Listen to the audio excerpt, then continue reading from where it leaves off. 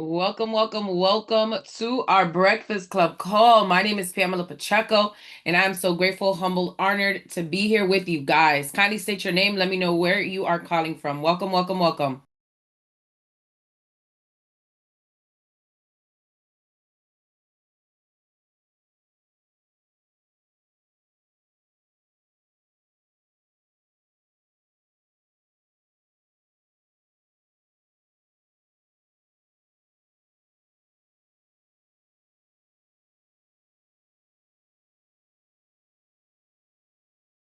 Welcome, welcome, welcome, Tampa, Florida. Welcome, New York City. Welcome, Philly. Welcome, Jersey. Welcome, Chicago.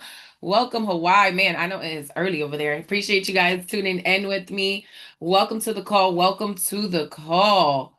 All right, let's get this bad boy recorded here. Yes, yes, yes. Welcome to Welcome to our Breakfast Club edition, brought to you by Chosen Global, home of the Unplugged with Pam podcast. My name is Pamela Pacheco, and I have the absolute honor, pleasure, and privilege of being your host on this beautiful Thursday morning, like I am on every Thursday. Join us at 8 a.m. Eastern. Now, I'm excited, like I am every Thursday, and reason being, I always believe when I first embarked upon entrepreneurship over 12 years ago, I was looking forward to these type of morning mentorship calls. Not only was I looking forward to these type of calls because of the information I was going to receive, but I was looking forward to these type of calls because of the inspiration I was going to receive. How you start your day sets the tone for your day. Greatness in is greatness out. Garbage in is garbage out. So kudos to each and every single one of you guys that decided to start your morning off with some fire today, with some positivity. Now, what we talked about last week was that faith builds business. And in case you're new here and you want to make sure you are keeping up with all of our things, make sure you are following Pam the Plug, home of the Unplugged with Pam podcast, brought to you by Chosen Global across all social media platforms. And today, what I wanted to talk to you guys, it's the next level because I do believe that what we are responsible for, now that yes, we have faith, right? But we are responsible for to put that faith into action, right? One of my greatest things that you always hear me say, faith without works is dead. And I do believe that faith requires responsibility. Now, what do I mean by that? Let's start with the first topic. Belief is the invitation, responsibility is the assignment. So, what exactly does that mean? Faith opens the door, but responsibility walks us through it. It's not alone a all that is necessary, right? Why do I say that? Because belief gets you started. However, responsibility walks through it. The responsibility determines whether you stay or not. And I remember when I first embarked upon entrepreneurship, the moment belief turned into obligation because it became part of my moral responsibility. Your ability to respond. Yes, and I can even go back with you guys as far as even when I worked as a commercial banker because I was in commercial banking and I had a team that I was in and we all had numbers that we had to do, but their numbers, their goals became my goals and my goals became their goals. And me performing at my highest and best use, me performing at that level, guess what? It wasn't only gonna affect me, it was affecting all of us. So at that moment, it was a shift because my belief at that level turned into obligation. Well, the same happened in entrepreneurship. I remember when I first embarked upon entrepreneurship, I was building teams in the industry of network marketing. And my goals, again, were not only the goals of my own, but these were goals also that my team had. And it was goals that I'm helping people. So it turned into an obligation. It turned into an action that I had to take because I know for a fact that when excitement fades, responsibility always remains.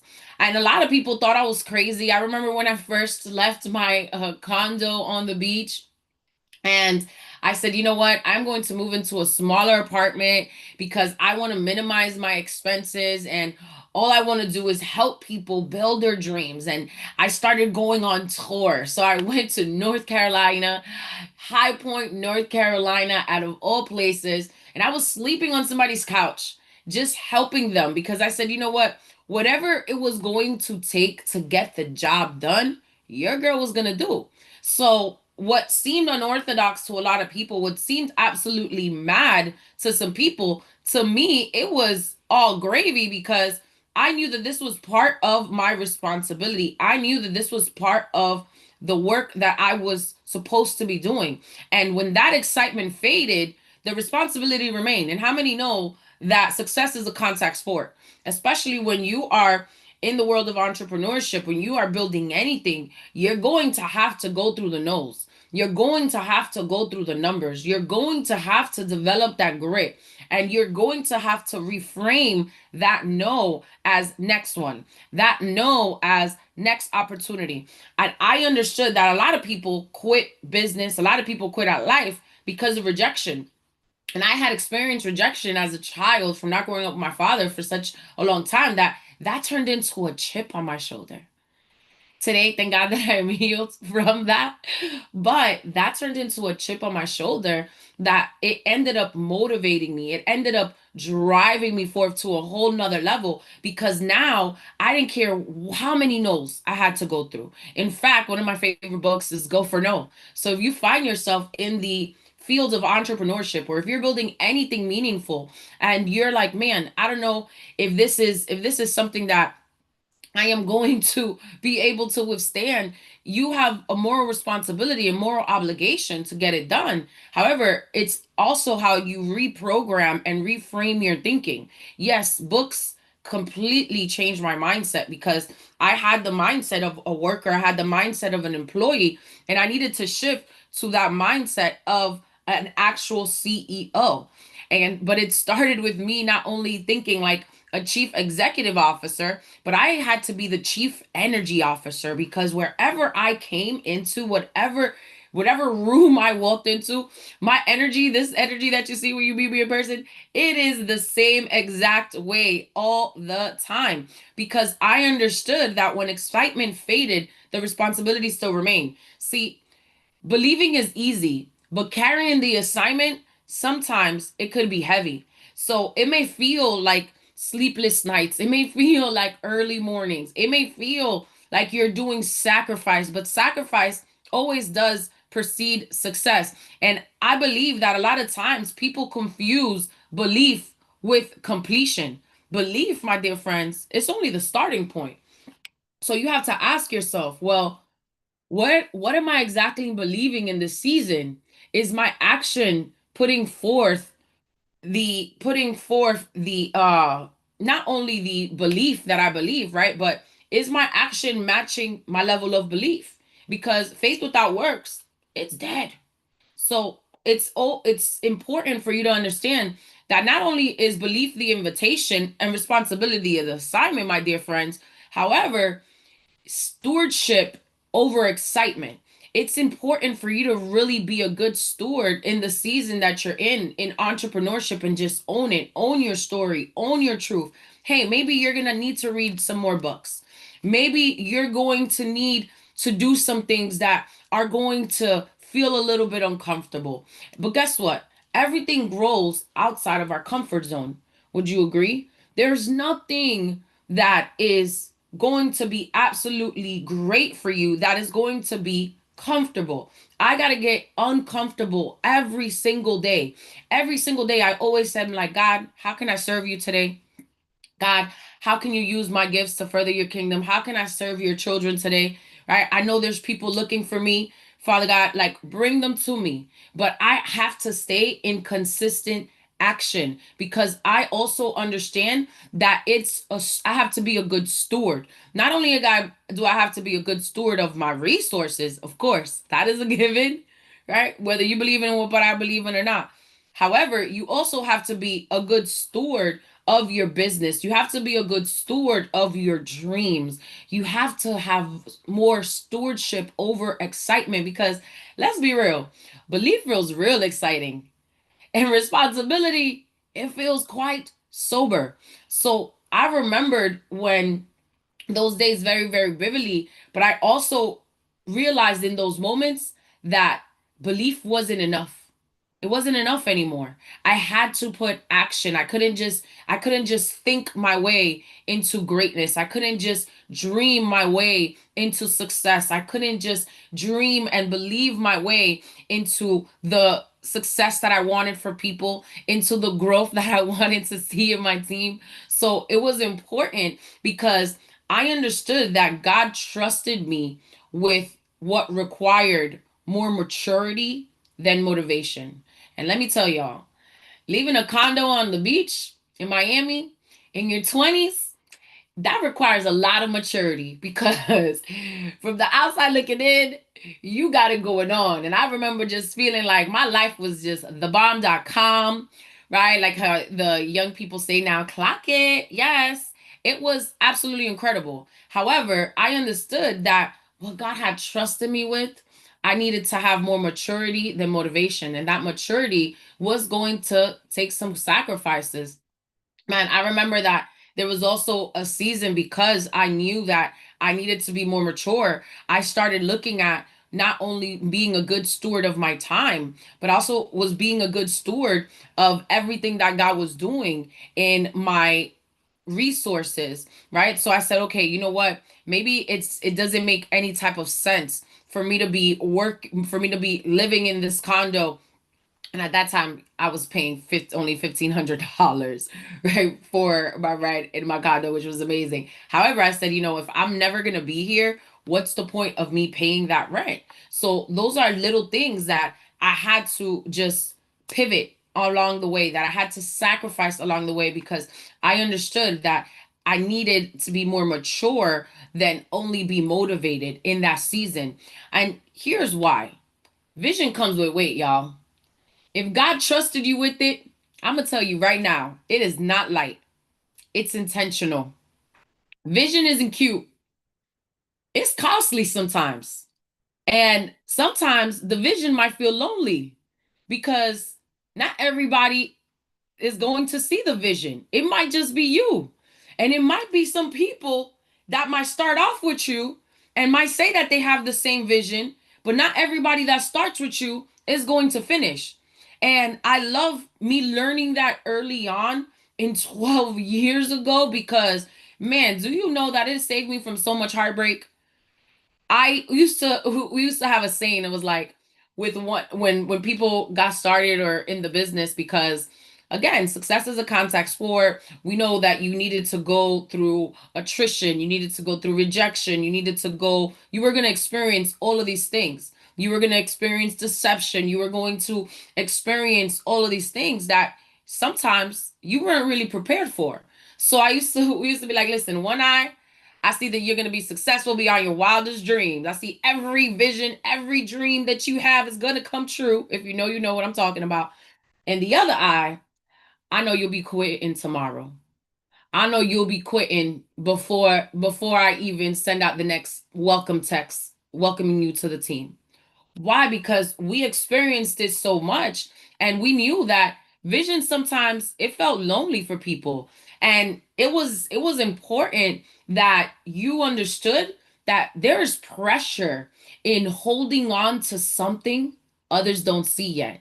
And that with great, with great gifts, great uh, comes responsibility, right? Great responsibility follows with great dreams. So I was just like, listen, I already know that this is going to take some sacrifices. I already know from the people that I thought that were going to be supportive, from family and friends that were not supportive, people that said I'm going to do something that absolutely did not do it, and all types of things. So I said, you know what? If I could set myself up in this way, that I know, like I know that even if these people don't necessarily follow my vision, but if I can continuously stay on my path, oh, it's game on.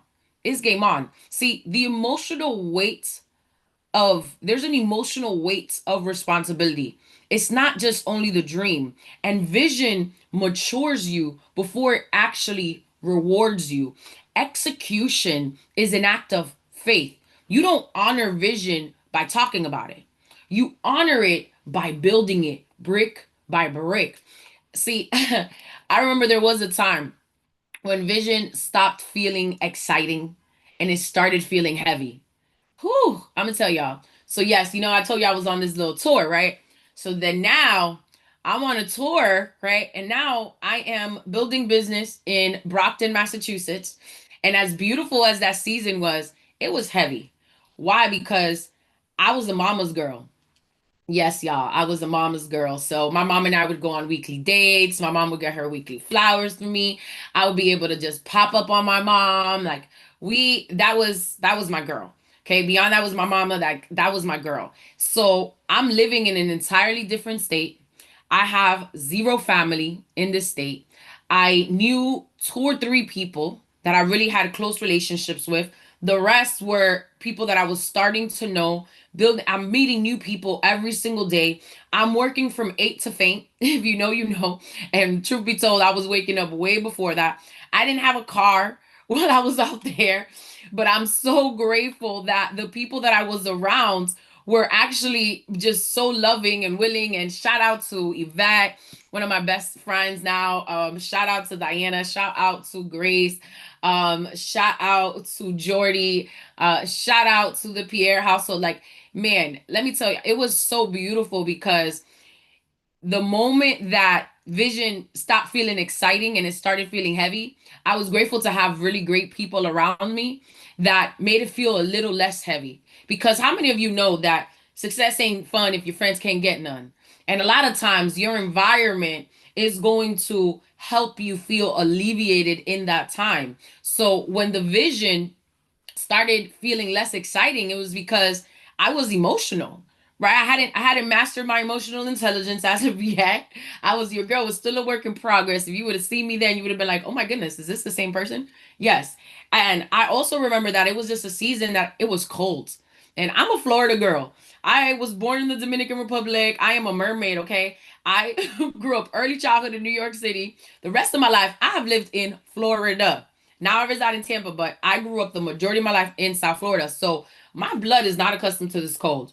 I remember coming home from a meeting, and I'm coming home from this meeting, and the Ubers were canceling, the lifts were canceling, and it was within less than 2 mile radius from where I was residing to the Starbucks that I was at.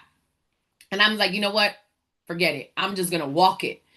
And I am walking, y'all, in heels, because of course, your girl gotta stay in close deals and stilettos, right? Close deals and heels. So I am walking in heels and like boot heels.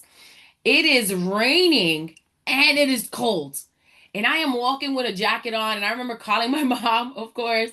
And I was like, Mommy, I can't believe I'm doing this. I don't know how much longer I'm going to do this because it is absolutely crazy right now. It's raining, Mommy, and it's cold. Like, I've never experienced such a thing. Like, what is this? And she's just like, I know that if God led you there, He led you to it. He's going to be with you each and every step through it. And I know that you have a vision for not only your life and for what you are doing, but I know that God has a purpose for you in that city because I've been praying for you to come home. And every time I talk to you and I ask you when you coming home, you still not coming home.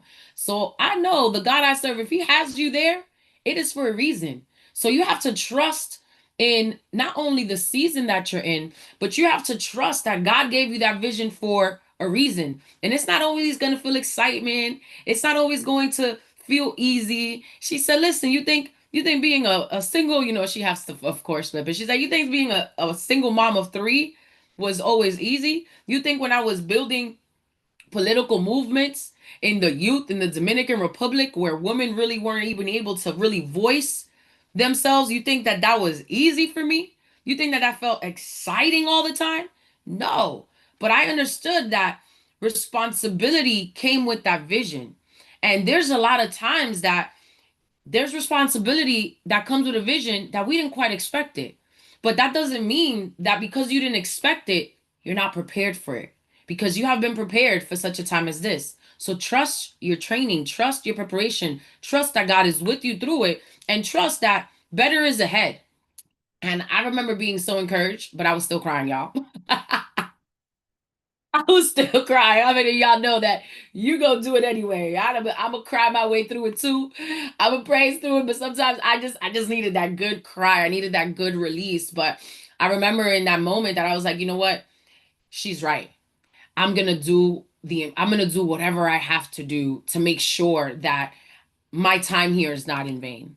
To make sure that each and every single person that I said I was going to help, I do. And we single-handedly went in a market that I knew less than three people. Remember, I told y'all that. And we grew it to over 500 people in less than 90 days. We created a movement of not only for young people, but older people. We help people travel more than ever historically in the city of Brockton, to the point that we also built a dream court, a basketball court in Brockton, Massachusetts. Shout out to the City of Champions. But imagine if I would have gave up. Imagine so many people's lives that we were able to alter. We helped them earn residual income. We helped them, completely transform their life, but first transform their mindset. And in the process of that too, I helped so many people know who God was, right? I was evangelizing without even knowing it, y'all. So ain't nothing new to this. See, it was a beautiful thing because a lot of times the responsibility comes with the vision that you didn't quite expect. But when you own your story and you own your gifts and you not only own your dream and your vision, you know that faith without works is dead and the only way through is through. See, faith without ownership becomes spiritual bypassing.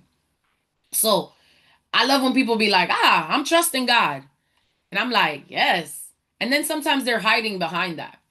So you think God, just because he gave you a dream, he's going to bring it to fruition without you putting in any work? You think that your vision board is just naturally going to come true without you working on it? A lot of times people say, I'm trusting God, but they're avoiding decisions, they're avoiding disciplines, or even the systems required to get to that next level. Because faith does not excuse avoidance, y'all, it exposes it. So, quite the contrary, it's you have to know that there's a difference between trust and passivity.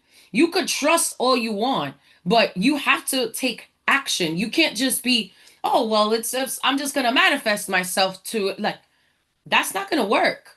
I'll be the first one to tell you. If you It's not gonna work.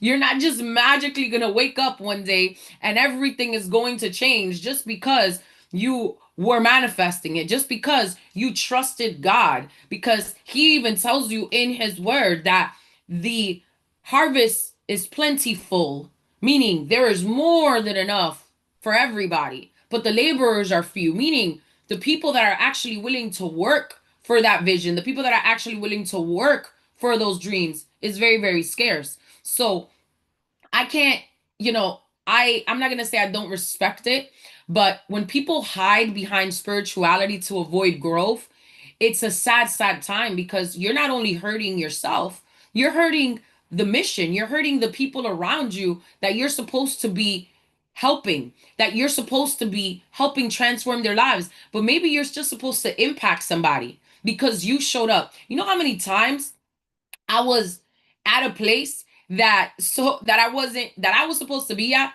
and somebody canceled the meeting, but because I was still present where I was supposed to be at, because plans change, decisions don't, right?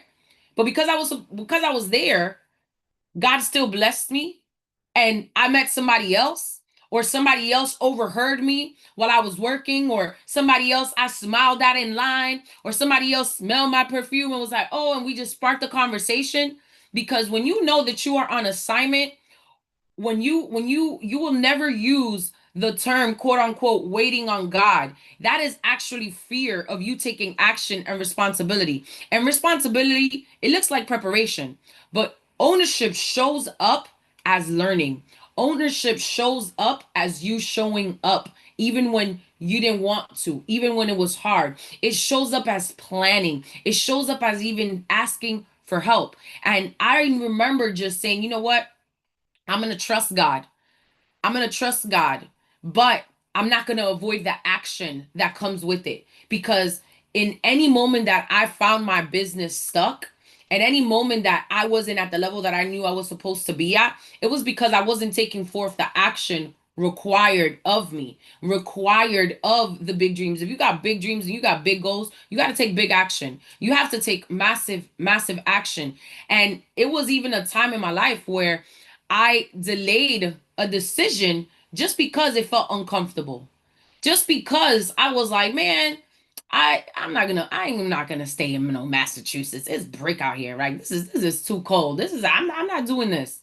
And it's so beautiful because that entire season of entrepreneurship just consistently prepared me and propelled me to where I am now. See, responsibility, it may look like preparation, but it's never going to look like perfection.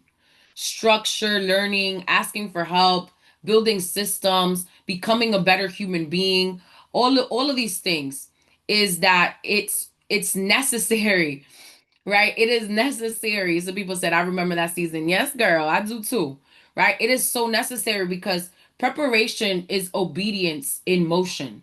I'm going to say that again. Preparation is obedience in motion, and preparation honors the vision. Letting go of this, I'll figure it out later mindset. No, the time is now. If you have that dream and you're trusting God to bring that vision to fruition, you have to do it right now. And I also learned that asking for support was a sign of maturity. See, it was okay that I was asking for help. It was okay. Like I remember borrowing people's cars, driving this person's car, getting up early, getting dropped off here while they were doing one meeting, I'm doing the other. Like it, and it was okay. And at different points in my journey of entrepreneurship, all of these things have just prepared me for where I'm at now. So whether I'm dealing with clients or I'm preparing to speak on stage or I'm preparing to do whatever for my team, or I'm preparing for a client call, I'm preparing for whatever it is, I know that all of these things have just prepared me for such a time as this. Building systems to make sure that I'm supporting my clients, that nothing is falling behind, even my systems as stewardship, because it's not like a faith. You have to have this, again, stewardship over excitement, because excitement starts things. Preparation sustains them. So I had to learn the hard way, because there was times that I avoided preparation. I avoided working on myself. I thought that from the next day I was going to be at the level that I already wanted to be at.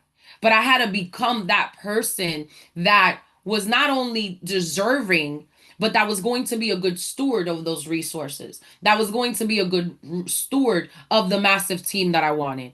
And the moment that I started saying, hey, what can I change? What can I do better at? How can I take ownership of this? How can I prepare myself?